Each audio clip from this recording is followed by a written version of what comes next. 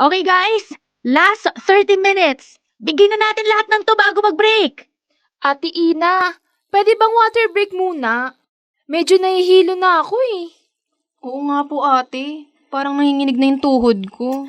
Oh, sige, pero mabilis lang Sip lang. Hay nako, mag-break na kayo. Love, masyado mo namang pinupuwersa tong mga bata. Baka sa competition, pagod na agad sila. Hindi ko sila pinipuwersa, CJ.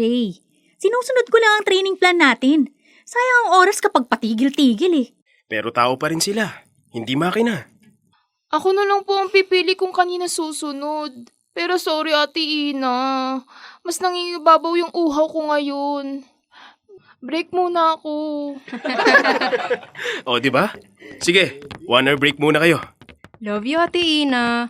Kuya CJ, thank you CJ, bakit isang oras? Alam mo namang malapit na ang competition. Relax ka lang, love. Para mo na silang ginagawang robot. Mga dancer yan. Kailangan may pahinga. May gana. Saka, sana hindi mo binabangga ang desisyon ko sa harap nila, no? Ako pa rin ang president ng dance group na to. Ibig mong sabihin, hindi na mahalaga ang opinion ko? Hindi ko sinasabing... Kasi parang ganun ang lumalabas. Kahit dito, kahit sa bahay, lagi mong pinaparamdam na ikaw ang mas may kontrol. Iimbento ka na naman, CJ. Hindi. Totoo to. Ikaw ang nasusunod. Ikaw ang masusunod. Palagi. CJ, hinaan mong poses mo, naririnig ka nila. Wala akong pake. Para malinaw sa lahat kung sino ang tunay na boss sa atin. Kuya CJ, Ate Ina, okay na po kami. Ready na ulit po mag-practice. Opo, hydrated na po. Kaya na ulit namin. Sige, alis muna ako. Magpapahangin lang.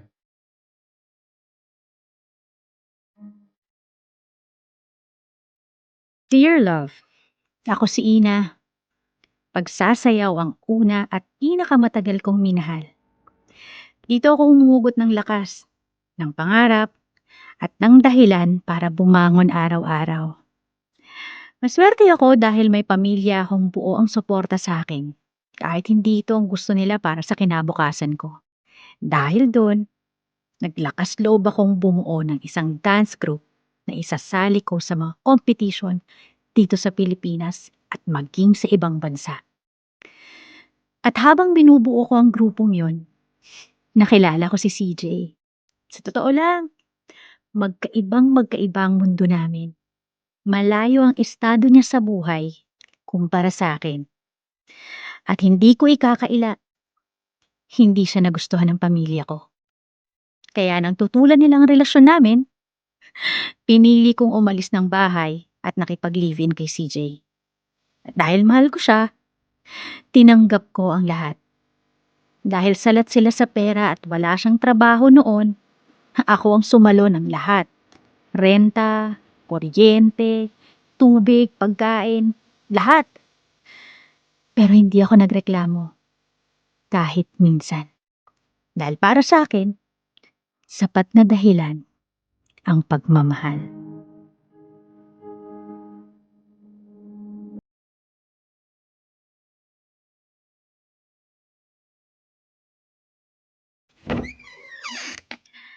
Love, kakauwi ko lang.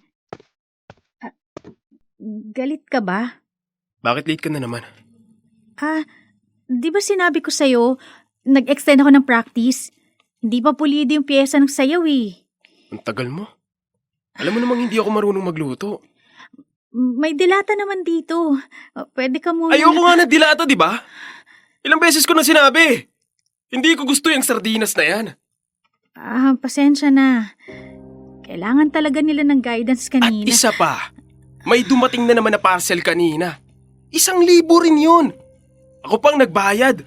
COD. May nagustuhan lang kasi akong bag. Nagusto. Sira na rin yung ginagamit ko. 1,000 para sa bag? Ang dali mong gumastos. Alam mo namang nagtitipid tayo, di ba? Nag-ipon naman ako para doon. Reward ko lang sa sarili ko. Deserve ko naman siguro. Deserve.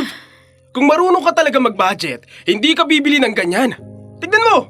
Dumating na yung bill ng kuryente. Hindi mo pa rin binabayaran. Mapuputulan na tayo. Na-overlook ko lang, love.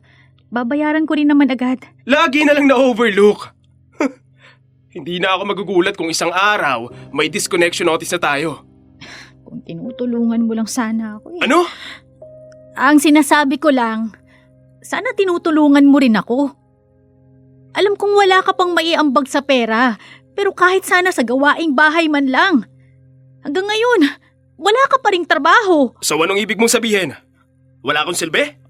Sinusumbatan mo na ako? Hindi yun ang... Sino bang nagdesisyon na mag-live-in tayo? Hindi ba ikaw? Eh di panindigan mo! Huwag mo akong isusumbat sa bawat bayad. Sa bawat gastusin. CJ! Kung ayaw mo na, sabihin mo na lang. Hindi yung pinaparamdam mo sa akin na parang patapon na ako sa relasyon na to. Hindi ko yun sinabi. Pues sinong pinaparamdam mo?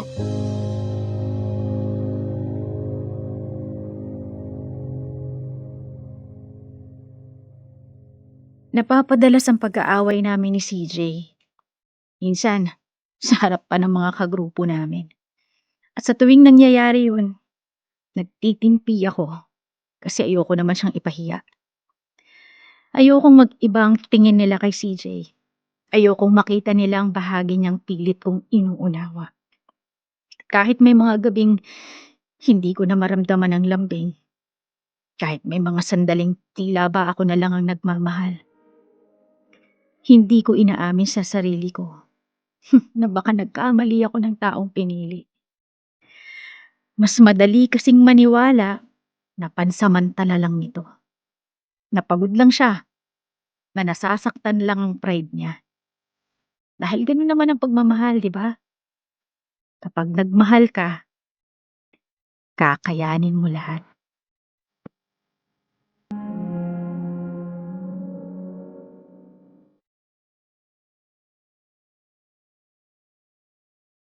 One, two, three, four, five, six, seven, eight, seven, six. Hey guys, teka.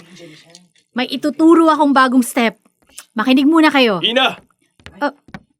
Love, ano yun? Pinakalaban mo ba tong phone ko? CJ, sandali ah. Halika, sa loob muna tayo ng office mag-usap. Hindi! Nahihiya ka ba? Kasi baka malaman nila na yung taong nilulook up nila, pakialamera pala. CJ, nagtuturo ako. Pwede ba mamaya na to? Sagutin mo ako!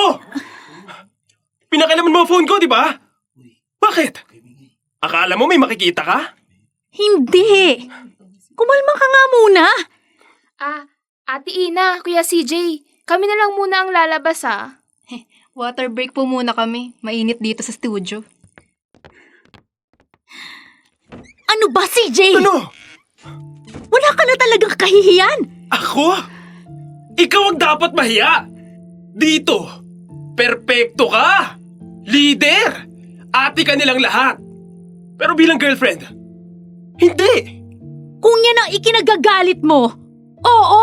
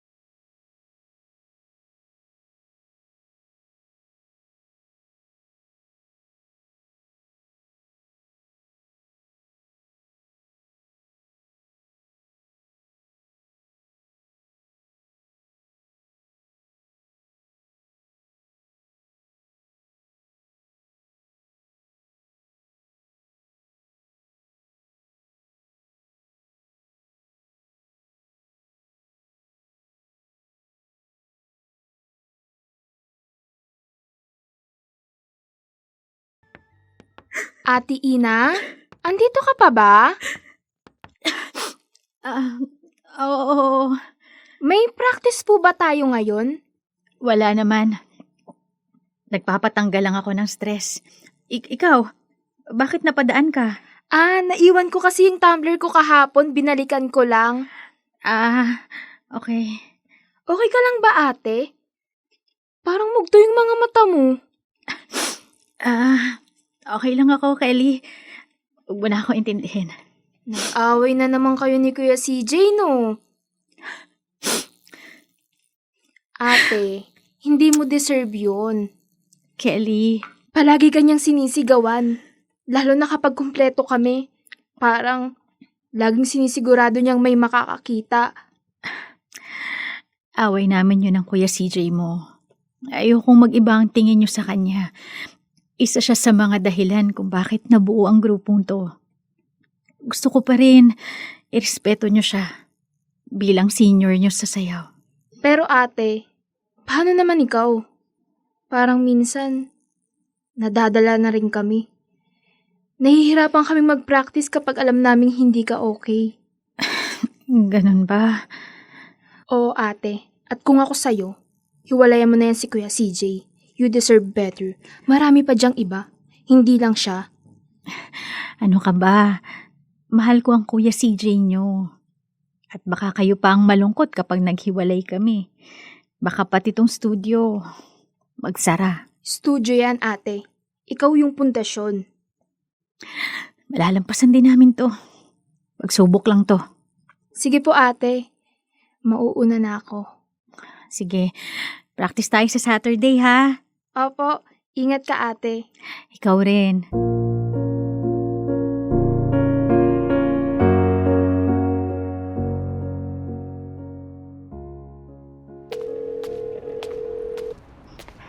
Hello, Angie. Oh, Ate Ina. Mauna na muna ako ha. Medyo masakit ang ulo ko. Ikaw na muna ang mag-take over sa pagtuturo. Kahit kulang tayo ngayon, huwag mo pababayaan ang practice. Opo ate, ako na po yung bahala. Nakauwi na po ba kayo? Malapit na. Sige po. Ingat kayo. Salamat, Angie.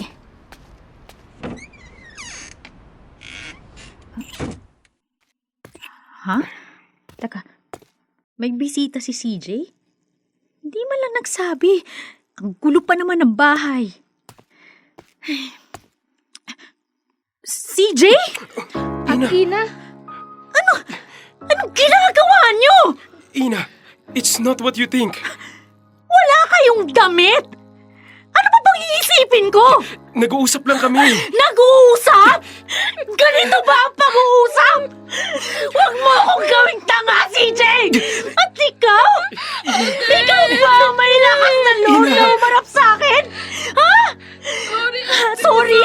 Kino-comfort mo ako! Sinabihan mo ba akong hiwalayan si CJ, ha? Para ano? Para ikaw ang Ina! umalis? Ina! Ha? Tama na, Ina! Usapan si Kelly! Bitawan mo ako!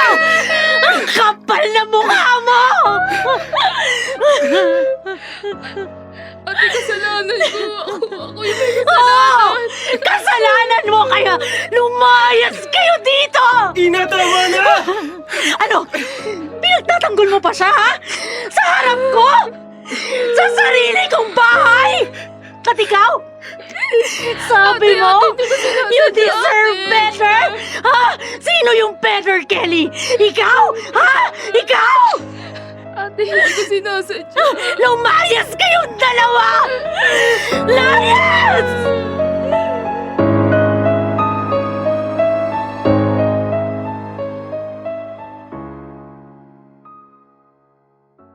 Dear love, masakit. Masakit tanggapin na ipinaglaban ko ang pagmamahal ko para kay CJ pero sa dulo, ako pala ang bumulag sa sarili ko. Tinalikuran ko ang sarili ko at sarili kong pamilya para sa kanya. At sa kabila ng lahat ng ibinigay ko, ito ang isinukli niya sa akin. Masakit malaman na pati ang bagong pamilyang binuo ko kayang magtaksil. Siguro may pagkukulang din ako.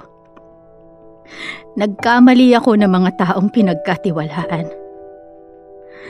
Masyado akong naniwala na kayang magbago ng isang tao kung mamahalin mo lang siya ng sapat. Masyado akong naniwala na ang respeto ay kusang ibinibigay sa mga taong mabuti ang intensyon. Pero tama na. Ngayon, oras na para mahalin ko ang sarili ko.